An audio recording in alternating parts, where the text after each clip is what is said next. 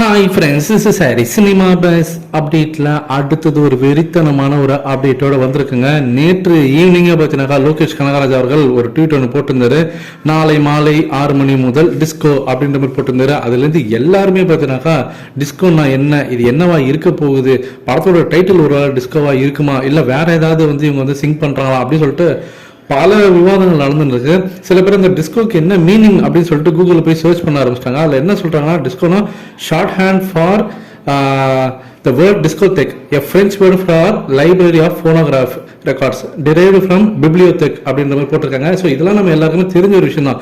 ஆனால் இந்த டிஸ்கோ படத்தோட டைட்டிலோட ஷார்ட் ஃபார்மா இருக்கிறதுக்கு வாய்ப்புகள் இருக்கு. எப்படி இப்போ விஜய் சாரோட படம் கோல்டுன்னு வச்சிருக்காங்க, கிரேட் ஆஃப் ஆல் டைம் அப்படின்ற மாதிரி இருந்தது பார்த்தீங்களா. ஸோ அந்த மாதிரி டிஸ்கோன்றது இந்த படத்தோடைய ஒரு ஷார்ட் ஃபார்மா இருக்கலாம்.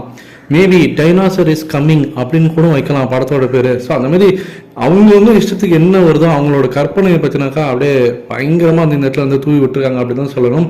ஸோ இந்த படத்தோட டைட்டில் என்னவா இருக்க போன்றது ஒரு பெரிய எதிர்பார்ப்பு தூண்டி விட்டுருக்கு அப்படின்னு தான் நான் சொல்லுவேன். இந்த நிலையில தான் இப்போ சன் பிக்சர்ஸ் மீண்டும் ஒரு ட்வீட் ஒன்று போட்டிருக்காங்க. இந்த முறை இன்னும் பார்த்தீங்கன்னா எதிர்பார்ப்பை எகிர வச்சிருக்காங்க அப்படின்னு தான் சொல்லணும். அவங்க இப்போ ட்வீட் போட்டு இன்னும் கொஞ்ச நேரத்தில் இந்த படத்தோட அந்த டைட்டில் டீசர் நாங்கள் ரிவீல் பண்ணிவிடுவோம், ஈவினிங் 6 மணிக்கு ரிவீல் பண்ணிவிடுவோம் அப்படின்னு சொல்லிட்டு ஒரு போஸ்டர் ரிலீஸ் பண்ணிருக்காங்க. இந்த போஸ்டர்லையும் மீண்டும் பார்த்தீங்கன்னா வாட்சை மையப்படுத்தி தான் அவங்க போஸ்டர் ரிலீஸ் பண்ணிருக்காங்க. அந்த வாட்சில் உள்ள பார்த்தீங்கன்னா ரஜினி சாரோடைய புகைப்படமும் இடம்பெற்றிருக்கு. இவ்வளோ நாளாக வாட்சுக்குள்ள என்ன இருந்தது, வாட்சுக்குள்ள என்ன இருக்குன்னு சொல்லிட்டு எல்லாருமே விவாதிச்சிருக்கும் போது மீண்டும் இன்னைக்கு அந்த போஸ்டர்ல அதுக்கு ஒரு கிளாரிபிகேஷன் கிடைச்சிருச்சு அப்படின்னு சொல்லணும். ரஜினி சாரோட புகைப்படம் தான் இதுல இருக்கு.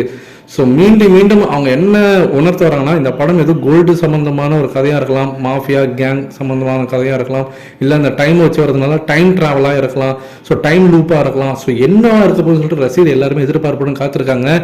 நீங்க எந்த அளவுக்கு எதிர்பார்ப்புடன் காத்திருக்கீங்க? ஈவினிங் 6 மணிக்கு என்னவா இருக்க போகுது டைட்டில், உங்களுக்கு என்ன தோணுது அப்படின்றத மறக்காம கீழே சொல்லுங்க ஃப்ரெண்ட்ஸ்.